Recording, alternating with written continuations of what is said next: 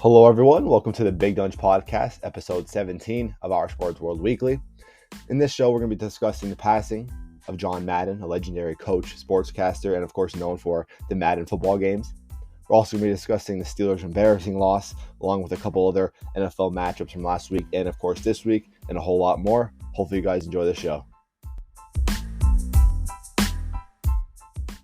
So we need to start off with John Madden, of course, a football legend, a Hall of Fame coach, just known for, just loving the sport of football. Of course, a lot of childhood memories when he was, of course, announcing games. Of course, now me, person only 19 years old, got to know him through Madden. But of course, watching him and his success through, of course, the Raiders, winning a Super Bowl, and of course, always being excited announcing games. Just a tragic passing, definitely a sports legend. I've been playing Madden forever, so of course, that's how I know him through. But I know, of course, the older generation knows him as a coach and a sportscaster. Been playing Madden, like I said, forever, all the way back to Madden 08 on the Nintendo. I hope really they honestly put him on the cover for this upcoming Madden. I know Madden hasn't been too good lately. I played it plenty of times, the recent Maddens. Just not as fun as it used to be. Hopefully they could really put effort into this game for him, because I'm definitely going to buy the next Madden. Hopefully he's on the cover. I mean, I don't understand why he wouldn't be on the cover. But I don't know, just a tragic passing, unexpectedly. Played football, I'm pretty sure. Had a playing career as a Philadelphia Eagles. Was on the practice squad. If you look at his coaching history, he had some Allen Hancock. I don't know, I'm sure if that's a college. Yeah, Allen Hancock College. He coached for. He was assistant coach. Was the head coach for a year there also.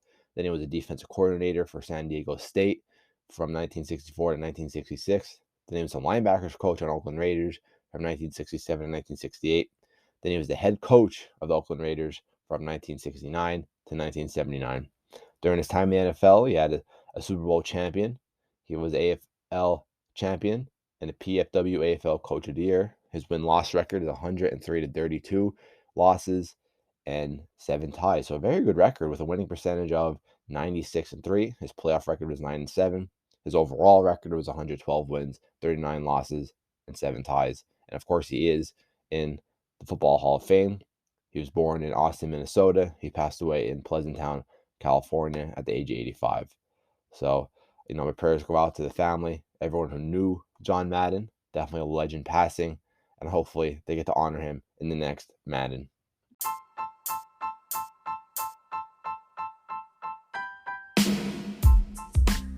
So the Pittsburgh Steelers had just an embarrassing loss on Sunday against the Kansas City Chiefs, 36-10. Patrick Mahomes putting up 250 yards and a couple touchdowns. Najee Harris getting it done on the ground for us, but with 93 yards. But our offensive line is something I really want to cover in this talk. It's just absolutely horrendous. That with the play calling. So it starts with the play calling. Okay, it was 3rd and 10. We were in scoring position, and we run a quick screen to Najee Harris. All right, a running back. We do a quick screen down the line to Najee Harris on 3rd and 10. We get nothing out of it. What kind of play call is that, Matt Canada? Just absolutely atrocious, Matt Canada, with his play calling this year, especially last game. I mentioned it in my reaction video to the Steelers game if you want to check that out on my YouTube. But just the play calling is terrible. And now mixing that with the offensive line, our offensive line has been terrible all year and all game against the Chiefs. So it's 4th and 1, okay? Our offensive line is doing terrible. So we do a pitch to Najee Harris on 4th and 1. What kind of play call was that? Who knows? He ends up losing like 2 or 3 yards. Okay. Offensive line and play calling was absolutely horrendous.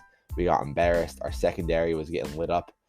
Byron Pringle. Okay. I don't even know who he was. 75 yards. I'm pretty sure he scored a touchdown. Hardman scored a touchdown. Nobody could tackle. Okay. We couldn't even tackle Clyde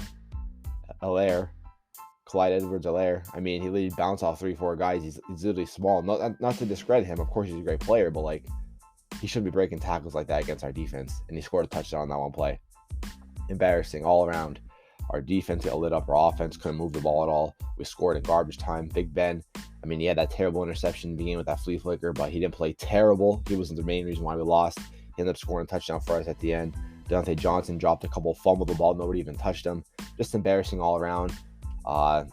our defense was quiet. Our defensive leaders, Minka, Hayward, and TJ Watt had no sacks, only had like one tackle. Our offense, nobody really was doing much besides Najee. I mean, he's doing everything he could every game. He's just getting let down by the offensive line. It's a shame. Big Ben was sacked a lot, pressured a lot. Just an embarrassing loss for the Pittsburgh Steelers. Basically now we're out of playoffs. We're at, pretty sure, 7-1.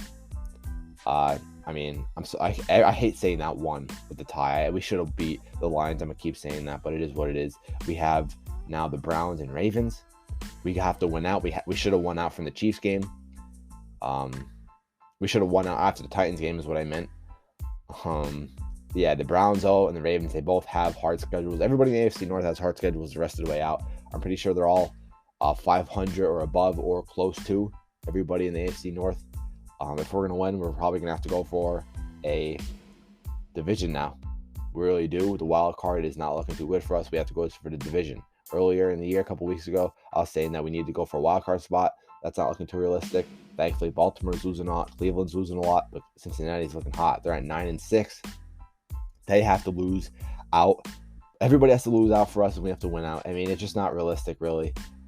So we're probably not going to make playoffs. And honestly, even if we do, we're probably going to get embarrassed first round exit anyway, like we did last year. Just got to chalk up the year, and just move on. We got to draft offensive line. We got to look for a quarterback in the offseason, and we'll be all right. We're really just a good 2 or 3 offensive linemen away from being a really good team. It's not even quarterback yet. It's offensive line. Quarterback second, but our offensive line is more important. We need to rebuild in this offseason. That's the Steelers. That's my thoughts on that. Let's take a look at some other NFL matchups that happened over the weekend. We had, of course, the matchups on Christmas Day. We also had a Thursday game, forgot to mention, San Francisco versus Tennessee, a very good game. San Fran blew the lead. Jimmy G had a couple of interceptions. Tennessee ended up winning 20-17. Saturday was probably the best day of football. Cleveland versus Green Bay, very close game. Green Bay won 24-22. And then the Colts versus Arizona, very good game. Colts won 22-16. Sunday games, not really that good. They were kind of all like blowouts. The really only close game was really Denver versus Las Vegas, which was 17-13 Broncos. Then we had Chicago versus Seattle, which is a late game touchdown from the Bears. They won 25-24. But really, other than that, all of the games were close, really. Were blowouts. I mean, you're looking at this. Buccaneers destroyed Carolina 32-6. Of course, the Steelers got destroyed. Washington got destroyed. Low-key, the Chargers got destroyed by the Texans. Giants got destroyed. Baltimore got destroyed. New England got destroyed. Saints got destroyed. Just so many teams. It wasn't really that good of matchups on Sunday. Really, the best games were, honestly, Saturday and Thursday. But that's all right. I mean, we needed a good Thursday night football game. Let's take a look at the matchups for this upcoming week, Week 17. Crazy how last week would have been this week would have been the end of the year with the rule changes now. I like looking at these ticket prices. Falcons at Buffalo, $12 as low as, man. If I lived around there, I'd 100% go. Bills fan or not. We got some key matchups this week. All right, we have Kansas City versus Cincinnati. We need Kansas City to win. We have Miami versus Tennessee. We need Tennessee to win if we want to have a chance at the wild card spot, because Miami's on fire right now. Las Vegas versus Colts, very important matchup. We kind of need to go for the Colts. We have Jags versus New England. We have Tampa Bay versus New York. Philly versus Washington. Los Angeles versus Baltimore. We need the Rams to win. We need Denver. We have Denver versus Los Angeles. Very close game. It's going to be a very close game as well, but Denver's kind of out of it. We need Denver to win. Houston versus San Fran. Arizona at Dallas. Carolina at New Orleans. Detroit at Seattle. Minnesota at Green Bay. And then Monday Night Football, we have Cleveland at Pittsburgh. Definitely a game we need to win in Pittsburgh. Monday night game. Probably going to be Big Ben's last home game. We need to get the W, and we'll be all right. So, I don't know. I'm predicting us to win. We have to win. I thought we had to win last week, but obviously the Chiefs are way better than the Browns, and I knew it was going to be very hard for us to win. This is a game we could win. We beat them earlier in the year. Hopefully we get Pat Frymouth back. Hopefully we have everybody healthy. No COVID problems. We need to win this game. We need to win next week as well.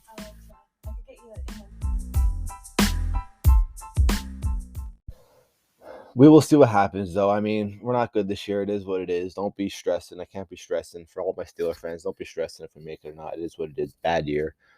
Got to look forward to next year. But staying with the AFC North and the Bengals, staying on fire. Joe Burrow had 500 some yards. Let's take a look at how many yards exact he had last week against the Ravens. He had, I can't even see right now, 525 yards and 4 touchdowns.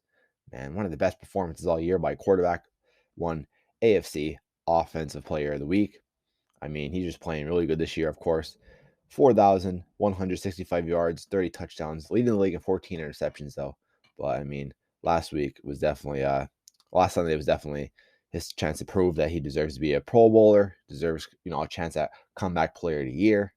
But playing very good, Joe Burrow is. Even though he's on the Bengals, I'm still always going to root for him. I just like the way he is, I like his attitude.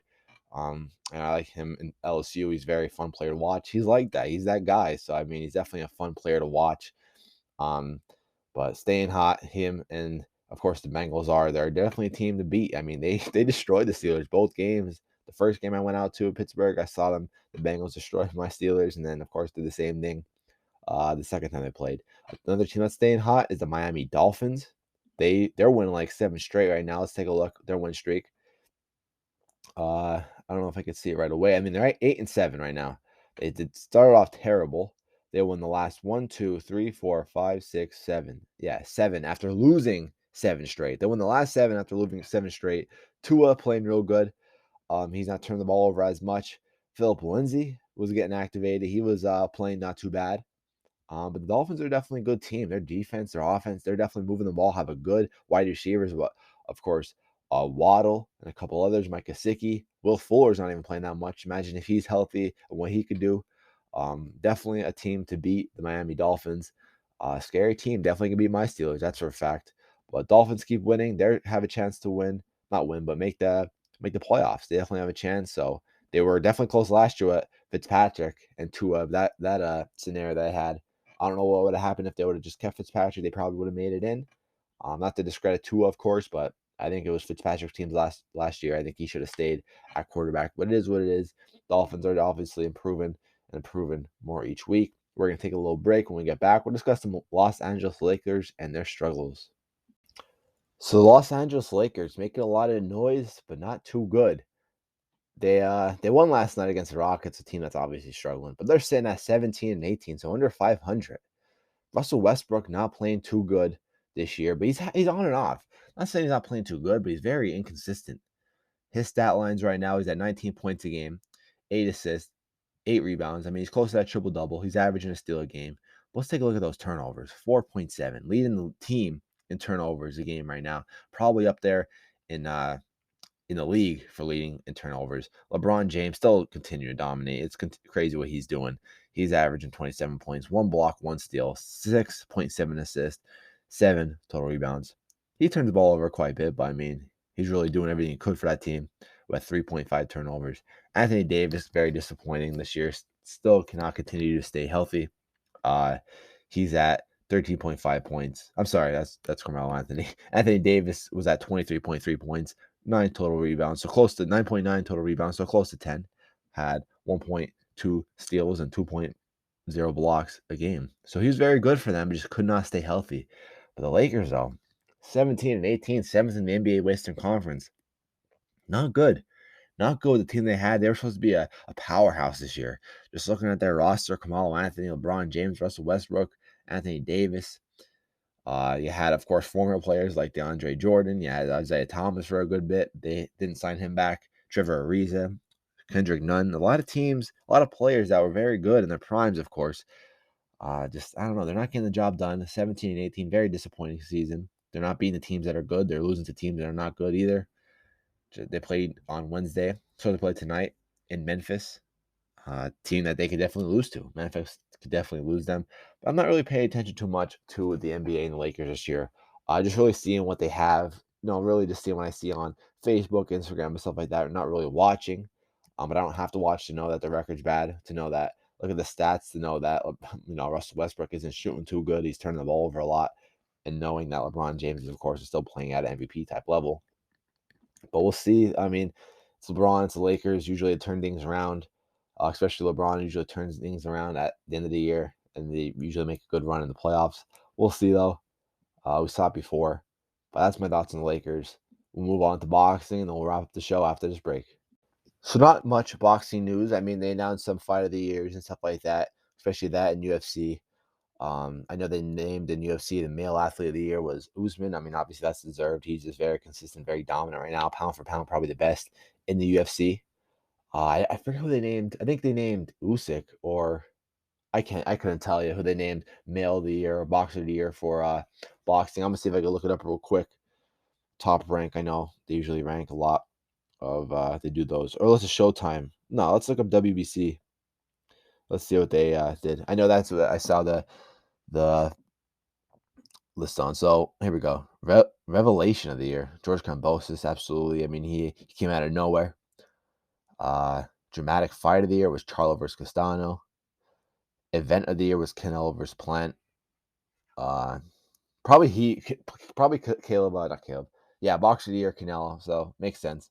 Canelo Alvarez, boxer of the year, had two title defenses, got in dispute as well. Let's see, boxer of the year for the women's, Amanda Serrano. She had a big fight in the Paul undercard. Fight of the year, Fury versus Wilder 3, no doubt about it. Train of the year, Eddie Reynosa, of course, training Canelo, but not really much fights announcing yet. Tyson Fury might fight Dylan White. I have no clue what's going on with that. The clause or whatever. Usyk has a rematch clause with, I'm pretty sure, Anthony Joshua still. So 22-2 better be a good year. I want to see a lot of heavyweights go at it. I want to see a lot of lightweights at it. I'm sure every boxer wants to see it. I just want to see a lot of lightweights go at it. There's a lot of good lightweight divisions. Probably the best division in boxing right now. A lot of good lightweight fighters. I meant best division in boxing right now. Uh, yeah, we definitely want to see some people go at it. Some matches I like to see is Loma versus Kambosos. That's one I like to see. I like to see Haney versus Tank. And I want to see Ryan Garcia get another good matchup. I want to see him fight again. I want to see him try to get after a good boxer. But I know he's dealing with mental health, and that's obviously very serious. I know a lot of people clown him for it. A lot of people hate on him for it, but it's very serious. Don't want to mess with that. But even if he doesn't fight someone big this year, I just want to see him get back in the ring. He was definitely a fun, exciting fighter. I want to see Isaac Cruz try to get a good matchup. He deserves it after that with Gervonta Davis. But yeah, Kambosos versus Loma. And I like to see Haney versus Gervonta. And maybe Teofimo versus Isaac Cruz. That would be a great matchup. But I know Teofimo lost. A lot of people are down him out, counting him out now. He's not done. He can still go at it. But that'll be my dream 3 matchups in the lightweight division. Once again, Loma versus Kambosos, Tank versus Haney, Isaac Cruz versus Teofimo. Then in heavyweight, I'd like to see Andy Ruiz get back at it. I like to see Andy Ruiz versus, maybe a Dylan White or a I don't even know. Deontay Wilder, even though I think Deontay Wilder was power would be too much for Andy Ruiz. You never know. We thought Anthony Joshua would be too much for Anthony Ruiz, and we saw what happened. I like to see Tyson Fury, get Dylan White and hopefully maybe get Anthony Joshua at the end of the year.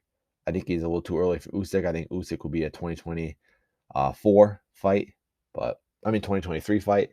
But I don't know. Maybe if he beats Usyk, he gets you know, if Tyson Fury beats Usyk, gets undisputed, he retires. I think that'll be good for Fury, but I don't think he should fight Usyk in 2022. I think that should be 2023, and that could be his last fight of his career. But this was the Big Donch Podcast. Hope you guys enjoyed. Stay tuned for next week's podcast, and make sure to subscribe to my YouTube, Big Donch, for sports reactions.